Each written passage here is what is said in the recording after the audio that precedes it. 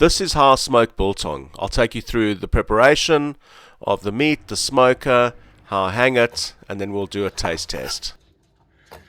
I'm using a cut of silverside, and as you can see there, I'm cutting with the grain, which is really important. But obviously use any kind of cut you can get hold of. Using a mixture of malt and apple cider vinegar, just get that all nicely covered through the meat. Spice-wise, I'm using coriander, black pepper, and salt, and I'm just giving that a good little mixture. Try keep it nice and even through there, and then we're just going to put that in the fridge and let that marinate overnight.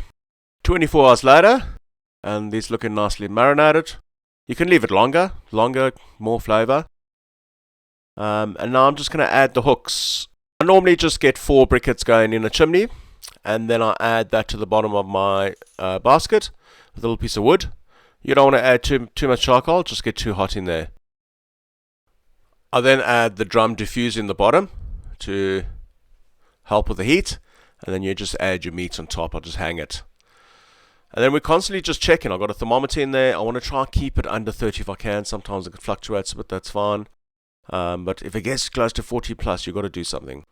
Like taking a piece of charcoal off or closing the vents. And you've got to keep an eye on the smoke. If it stops, you've got to add some more wood in there. I don't have extra wood today, so I just used rosemary. But you've got to fiddle a little bit. Just make sure there's still a little bit of constant smoke coming out the top, and then you're good. I gave it about an hour and 15 minutes. And then I was ready to go. Had some other things to do.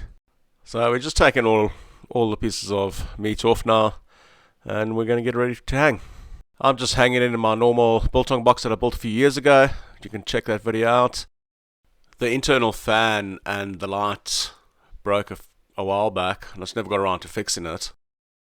Nowadays I actually just use a desk fan pointed at the box, and it's been working quite well for the last couple of years. And 6 days later, they're looking really good and ready to be taken off. They smell good. And there is one thick piece in there that is still very wet, so I'm actually just going to leave it in there for a few more days. So it's been 6 days. They're all coming up nice. Some of them quite dry, some of them all got a bit of push on them. And I've left one in there which is quite thick, still a little bit too wet for my liking in the middle, so I'll leave that for a day or 2 extra. But let's have a look-see.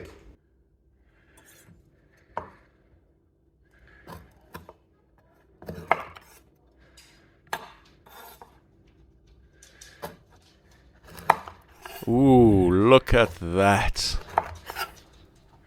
Just so moist inside with a nice outer crust. It really came out quite nicely. I think clearly one of the next projects I should be looking at is the biltong cutter. We'll get there. And here's another look at these beauties. Nice piece of fat on top. Love it. Well, as you can see, it looks beautiful. Nice and still moist on the inside. You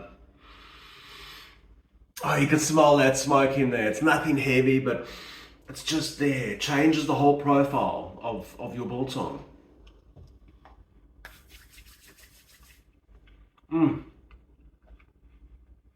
Nice texture. Nice salt the whole way through. God, that smoke is lovely. It's just subtle. It's nothing overpowering. It is so good. So as you can see, it is not very difficult process. I think you just have to really watch the temperature.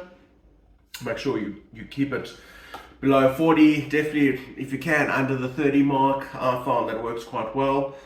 And if you want more smoke, leave it for longer. I've got a friend that uses a pellet cylinder type of contraption that works beautifully. Lets it go for hours and hours and gets a heavy smoke on it. So there are many different ways you can try it. Thank you very much for joining me. If you like what you see, please help a man out. Subscribe, hit the like button.